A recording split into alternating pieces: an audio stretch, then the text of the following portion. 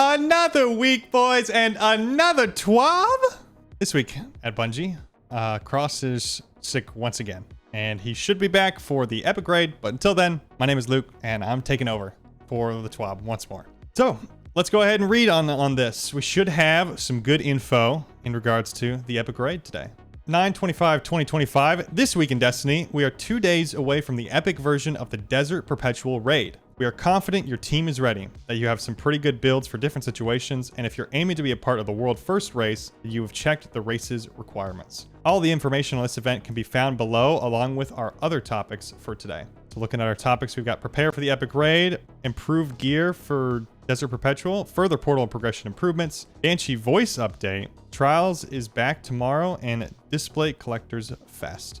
All right, so looking at the epic raid, the epic version of Desert Perpetual will open in 2 days on September 27th at 10 a.m. Pacific. You know the drill. Contest mode will be on during the first 48 hours, with regular difficulty opening after the first team is conquered it. We'll be hosting a world first raid to watch the best teams fight to complete it for the first time. Who will be crowned the winner? We can't wait to find out. Entry requirements. If you want to play the epic raid during the opening weekend, there are a few entry requirements you need to meet. All players need to own the Edge of Fate expansion, completion of the Desert Perpetual base version, fire team leader only, and a fire team of 6 players is needed to launch the activity. Players who wish to play the raid with less than 6 players will need to start the raid, and when they have other players, leave the activity.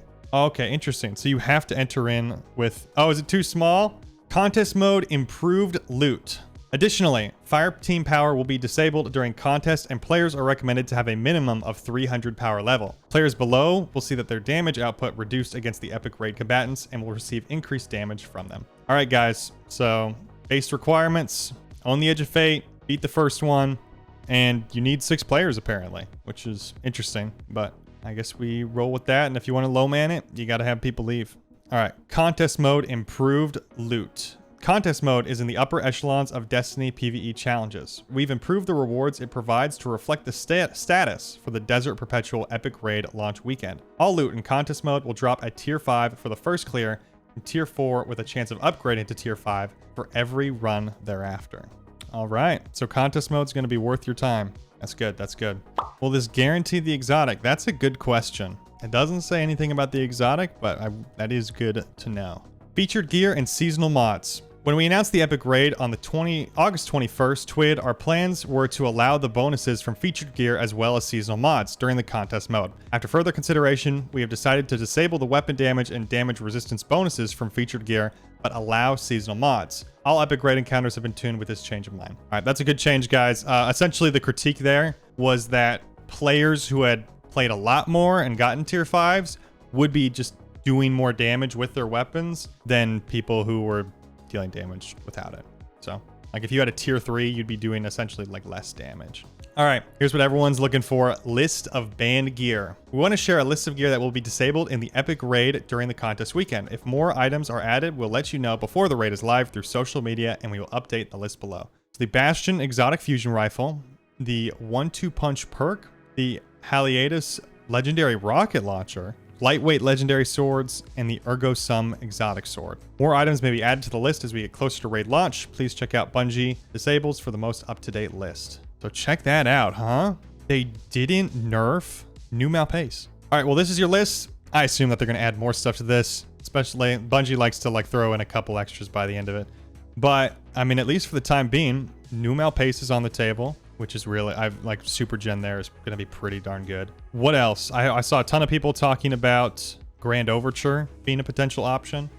Thunderlord. Yeah, Thunderlord, the go-to option. That's still good. It did get the slight nerf, so you will have to reload. Well, again, before the raid, this list will probably get increased, but we'll just have to wait and see. But that's a very short list, much less than we were expecting. All right. Oh, holy. Players who compete the epic version of the Desert Perpetual during its first 48 hours in contest mode will earn an exclusive emblem called a Fractured Timeline. Wow, that's a nice emblem. Guys, I'm going to be honest, I wasn't planning on running the epic raid. I might do it now.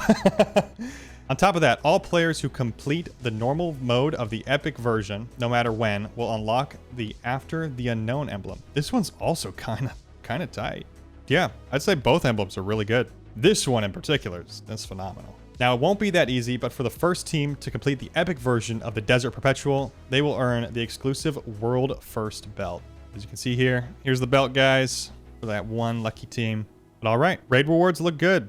Now, following the race, we've partnered with many incredible creators that will cover the race. Evan F 1997 and CB Gray will kick off the pre-show at 7 a.m. Pacific on the Bungie Twitch channel with some exclusive interviews before the raid opens at 10 a.m. Pacific. For the complete list of streams and hosts, check the list below. So as you can see here, guys, if you want to tune in, those are all the spots. And if you watch any Destiny 2 stream for 1 hour from September 26th at 6 a.m. Pacific to September 28th at 6 a.m. Pacific, you will earn the Gnarled Tendrils emblem as a Twitch drop. So just for watching, guys, during the raid race, you got this emblem as well. Now, a reminder of the World First rules. With the Epic Raid launch rapidly approaching, we want to make sure players are aware of our updated streaming guidelines required to qualify for World First. To reiterate, streaming is required, but only one member of the 6 Fireteam members must stream. The stream must be on YouTube, Twitch, or Bilibili. The stream must be set to video on demand, VOD, so that they can check it. Game audio must always be on, but players may mute their voice audio. The team members who stream cannot black out or hide their screens or portions of their screen outside the designated areas showcased in our guidelines below. The streaming team member must fill out this contact form before 10 a.m. Pacific, September 27th, 2025. Additionally, if you would like to be featured on Evan F's and CB Gray's broadcast, here's the form to submit your streaming information for a chance to make it on the broadcast. So guys, if you're going for the race, really, like, fill out all this stuff. Make sure that you're all good because the streaming requirements are actually important if you're going for World First. Now, if you're not going for World First, that's fine. Not much of this really applies to you at all. But if you just want to get the emblem, you can proceed as normal. Updated streaming overlay. Thanks for all your feedback on the Epic Raid overlay. We've heard your concerns and want to clarify a few things. The overlay we provided was just a template. You're not required to use it exactly as 1920 1080 or 2560 by 1440. We know everyone streams at different resolutions, so feel free to adjust the scaling to work best for your setup. Want to create your own overlay? Go for it. Just make sure it only covers the designated areas we've outlined in our template. So buffs, debuffs below the health bar, buffs and debuffs on the left side of the screen, game messages on the left side of the screen. The bottom right corner of the screen is a designated save zone for webcams and chat elements. This stream overlay is only needed during the competition. If you want to compete but have no desire to cover your stream, awesome. Don't worry about it. We want to give you the creative freedom to make your streams look great while protecting the viewer experience during the raid races. For the full suite of streaming overlays, including starting soon screens, thanks for watching screens, window overlays for camera inserts, frames, and lower thirds, please download them here. Oh, wow. So they're even providing you some assets if you want to use them yourself. So essentially, guys, you can make your own custom overlays if you want, but this is generally what they're going for, is covering up buffs and webcam and chat. So you can't do more than that. Ooh, here we go. Security, moderation, and validation. Our security team will work tirelessly to maintain the integrity of the race and the challenge of the raid. Throughout the race and beyond, players and teams found to be breaking our terms of use will receive bans. Players found to benefit from cheating will be subject to the same punishment. After the first completion, we will run an initial check through our internal systems and tools before announcing the winning team on our social channels. After these comms are out, we will regroup on Monday to start a more thorough security review of the winning team. We don't want to make everyone wait while we dig into this data, but if you do find that any cheating or violations have occurred, we reserve the right to disqualify a team and crown the next fire team in line World First, even after an announcement. For full details on eligibility and requirements for the World First race, please visit our official rules. Yeah, guys. So during the first race, as many of us know, 70% of the teams that got the emblem were cheaters. Hopefully in this race, if it's more mechanic heavy, if that's what they're adding, then maybe we'll see a reduction just from the actual like raid itself instead of it just being damage boss for the win. But I'll have to wait and see, man. I mean, we may have a situation where we're again dealing with like a high percentage of teams that are cheating. All right, Bungie rewards, Epic Raid Ring. The Epic Raid Ring special Bungie reward offer is available only to players who complete the Destiny Perpetual Raid Epic in Destiny 2 before December 5th, 2025. Players who complete the Epic Raid in Destiny 2 will also be eligible to purchase other Desert Perpetual Raid Bungie rewards. All right, so they got a ring here from the final boss. That does actually look pretty nice. And then there's the raid jacket. We've seen these before. This raid, this is new, right? They didn't have this before. All right, hear me out, Bungie. Top 100 teams, maybe not top 100, maybe like top 10, top 30, get the ring for free.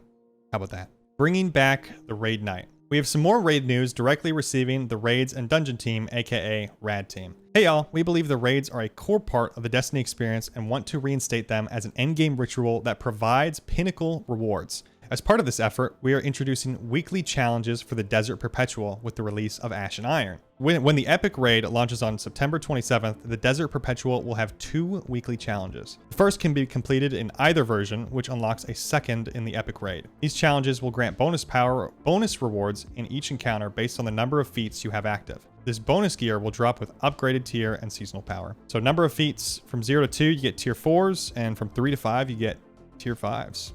That's nice. Current power, weekly gear power. Oh, okay. So if you complete the raid and you're in one of these deltas, which I'm very happy they actually spelled out each delta here, you can get a +7, +6, +5, +4, +3, +2. All right. So completing these challenges will grant you tier 4s, tier 5s, and a big power climb. That's good. In addition to the weekly bonus incentives, we are improving all gear drops from the Desert Perpetual. Starting with the release of the Epic Raid, all gear from the Desert Perpetual will drop at tier 3 with an increasing chance of upgrade based on the number of active feats. This upgraded gear will have a chance of dropping with a large boost to seasonal power. So with 0 feats, tier 4 is low, tier 5 chance is rare, you get 10 spoils, and then you go down the list all the way up to tier 5 feats. There's no chance of you getting tier 4. You're guaranteed a tier 5. And you get 30 spoils. We're also continuing to monitor engagement with the Feats system. We'd like to provide meaningful choices for players to configure the experience to match their desired difficulty and provide commensurate rewards. Because it's an outlier in terms of difficulty, we've increased the impact to encounter rewards for cutthroat combatants. Now it will effectively count as 2 feats. Note, this will not count towards any triumph progress for clearing the raid with multiple feats active. I see. So yeah, guys, if you put Cutthroat in, which increases the deltas of the combatants, then you get 2. Counts as 2 feats. That's nice. Full clear reset. Continued powerful drops on additional clears. We want to elaborate on a new loot system we introduced in the Edge of Fate that replaced the weekly lockouts from previous releases. The full clear lockout. This was created to address feedback from players wishing to continue earning power and loot from raids even after their first run of the week. Every time you complete all encounters in the Desert Perpetual, Epic, or Base, you will reactivate powerful drops for all encounters. Refresh the locks on all hidden chests and reactivate the full clear bonus gear chest earned from Koragos. The above details are a lot to digest. Ultimately, our goal is to give players a big chunk of rewards and power on their first run each week, while still providing rewards for those doing full runs after. As always, we'll be monitoring the changes as they go live and continuing to adjust as necessary.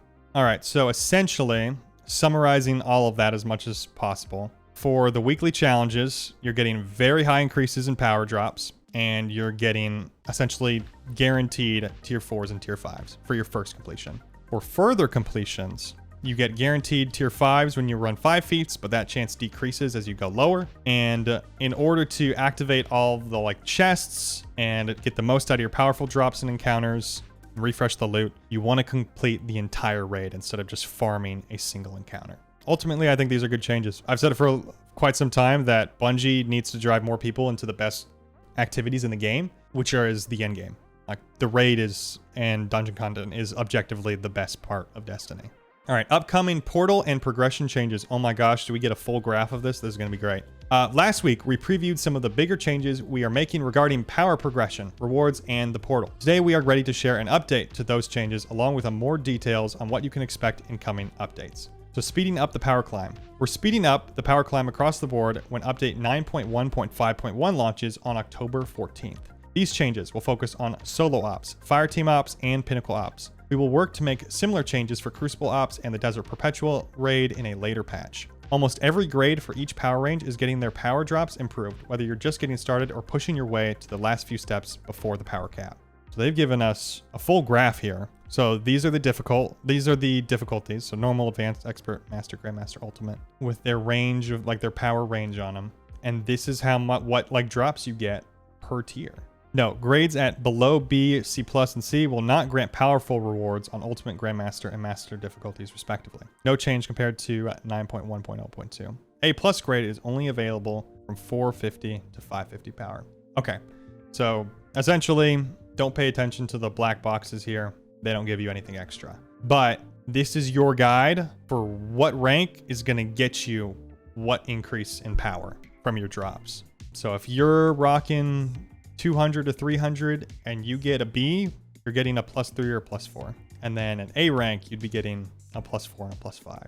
Bonus engrams give score rewards. Speaking of improving the power climb, no matter the difficulty or your power level, bonus engrams, yes, the green ones you see in the portal, will give scored rewards in update 9.1.5.1. What this means is that extra bonus engram rewards you get on top of your completion prizes will now have the same power as the engrams from the chest. How good these extra rewards will depend on your grade. So activities with bonus engrams will always give you the chance to earn more rewards that will progress your power level further than before. Heck yeah. So it's going to mean a lot to actually go to those activities that have those bonus engrams. New portal difficulty tuning. Another primary goal when update 9.1.5.1 launches is to make the portal activity customization more accessible and more rewarding at all power levels. A key challenge in accomplishing this goal is how the combatant power most players face when playing Portal's activities can be too high relative to their power and difficulty level. In other words, we feel that the power delta players face in the Portal is often too high right now, especially when customizing the upper difficulty levels, which can make the game feel punishingly difficult during the power climb. To solve this, we're going to simplify modifier selection when playing solo ops, fireteam ops, and pinnacle ops, so you don't need to worry about making activity power deltas too punishing. We're also going to set delta caps that are lower and easier to handle than the deltas that players were most often facing in the past. The challenge modifiers will no longer adjust your activity combatant delta by -10 or -20. Instead, they will only increase your projected score and add the described effect to the game. This way, you can choose modifiers based solely on their effects and score bonuses without worrying about making combatant power more difficult. New difficulty delta caps will be set for advanced, expert, master, grandmaster, and ultimate difficulties that are lower than what players were generally forced to play before they were using challenge modifiers. Please note that as a result of these changes, players will no longer be able to over-level PvE activities in Portal Ops. We are trading this aspect of the system for a more consistent combatant power experience as you earn new gear tiers of gear to grow stronger, more freedom to select the mods you want for grades you're targeting, and decreased difficulty across the mid to high difficulty levels. This will notably result in easier activities when playing Master, Grandmaster, and Ultimate. Here's the list of delta caps after update 9.1.5.1. So normal difficulty delta cap is 0, advanced is -10, expert is -15, master is -20, grandmaster is -25, and ultimate is -30. All right, so we're never gonna get like an instance where you're -70, -60. It's just gonna be you're capped at -30, let's say if you're playing Ultimate, and then you can add on as many modifiers as you want. You may be wondering, what is a delta cap? These are restrictions on how close you can approach the level end of activity with your own power level. If an activity is power level 200 and has a delta cap of -10, then the activity will get easier as you approach power level 190. In this scenario, once you reach 190 or above, the difficulty will always be as if you were in -10 power level. All right, I mean, just off of first glance, I think this is good. I think a lot of the reason why like choosing more modifiers was frustrating and is something you wouldn't do is because it would very quickly increase the delta of the activity. Like, so let's say you're trying to increase your score, but like also try not to play at -60, -70. I think that's a good option. The question is how the scoring will change, if at all, now that the deltas aren't being shifted around by these modifiers. Because if the delta is just going to remain at -30, then I mean, you can stack some stuff up. All right, matchmaking and quick play improvements. Matchmaking and quick play will retain fixed power levels, but we are adjusting the fixed power for expert and above to match the new delta caps for activity customization. Expert difficulty fixed power is -15, master is -20, grandmaster is -25, and ultimate is -30. So these are fixed power levels. This will stay the same. We believe this will particularly improve matchmaking at Master, Grandmaster, and Ultimate difficulties and make it more feasible for players to succeed together. On top of the fixed power updates, we are implementing other quality of life changes to matchmaking and quick play. Timers will be removed from matchmaking portal activities, and the 5% minimum time bonus has been incorporated into these activities. Locked loadouts will be removed from Master level quick play activities. We're allowing join in progress for Grandmaster and Ultimate difficulty activities. We're streamlining challenge modifiers, boon modifiers, and banes. Expert will have 1 challenge, 1 boon, and 2 banes. Master will have 2 challenges, 1 boon, and 2 banes. Grandmaster will have 3 challenges, 1 boon, and 2 banes. And Ultimate will have 4 challenges, 1 boon, and 2 banes. All right, so it just increases the amount of challenges you have per each. Conquests retain their difficulty tuning. While we are intentionally changing portal difficulty for customization, matchmaking, and quick play, those changes will not affect conquests. Conquests, as they were introduced with the Edge of Fate, were designed with Delta power caps in mind, and they currently fit in well with the game as high watermark challenges for a given difficulty level. So Expert is -20, Master is -30, Grandmaster -40, and Ultimate is still -50. All right, so Conquests are going to go up to that -50 Delta. Catch-up chest. For players that are new or returning to Destiny, we have something for you too. When update 9.1.5.1 launches on October 14th, we will add a one-time catch-up chest so you can jump right back into the game. This chest will have a set of portal gear at power level 300 as well as an amount of unstable cores. And don't worry, if you're about that power level, you will get a powerful upgrade instead. And more to come. We have further changes coming in update 9.1.5.1. Expect more details in a future TWAB. Casting update, Banshee 44. Some Guardians with keen ears may have caught our good old gunsmith sounding a little different with the launch of Ash and Iron. No, Banshee did not have another reset. He's still 44. He just has a new voice. In preparations for Renegade and the future of Destiny, we have decided to recast Banshee. Everyone please welcome Ian Gregory as the new voice for Banshee 44. In preparation for Renegades. Is Banshee doing something in Renegades? Well, I mean, I guess we'll have to wait and see. But maybe they're just adding a couple new voice lines, or maybe there's something else going on. Cold Fusion at Trials. Burden of Guilt will be the featured weapon when Trials of Osiris is back tomorrow. It's reprised stasis adaptive fusion rifle that has great perks for both PvE and PvP. And Guardians that are very proficient with Baroop weapons say it's one of the best in the game. Is this going to be a Lego Lay Flash link? The iconic Trials of Osiris. W. This guy has great edits, by the way. Make sure you subscribe if you haven't to Lego Lay. For the map this weekend, how about we rotate 3 to make things a little bit more interesting. Javelin 4, Cirrus Plaza, and Endless Veil.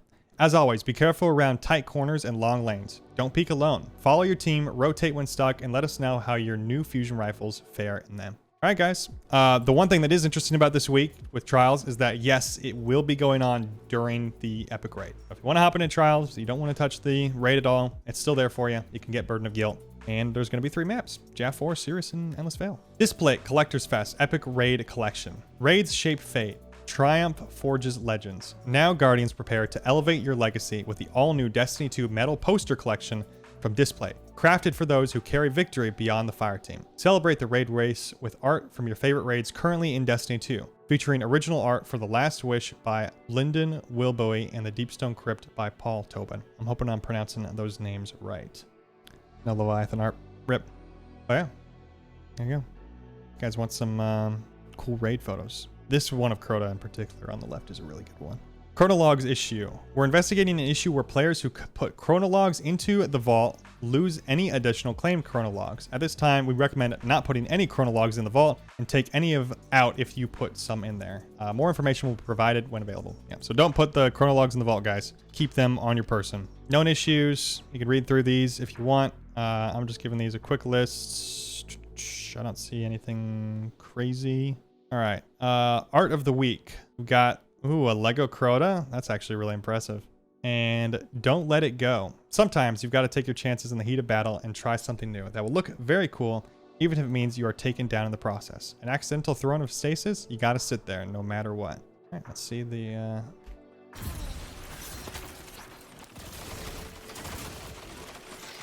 What the heck? Salvations? How the heck did that happen? I don't know. I don't know how the crystals got there, but yes, they are from the enemy team. And that'll do for this TWAB. We are busy implementing improvements to make several aspects of the game more rewarding, as we also work on finishing touches for Renegades before its December 2nd release. Stay tuned for further updates in the coming weeks. Until then, let's focus on the challenge ahead, Guardians. Best of luck to the teams jumping into the new epic version of the Desert Perpetual. We are rooting for you, Destiny 2 community team. All right, that's today's TWAB, everybody. That was a surprisingly lengthy TWAB with all of the power changes. But yeah, big stuff. Raid. We got our ban lists. We got our emblems. So let's go ahead and get prepped. Slap that like button like your mama told you right.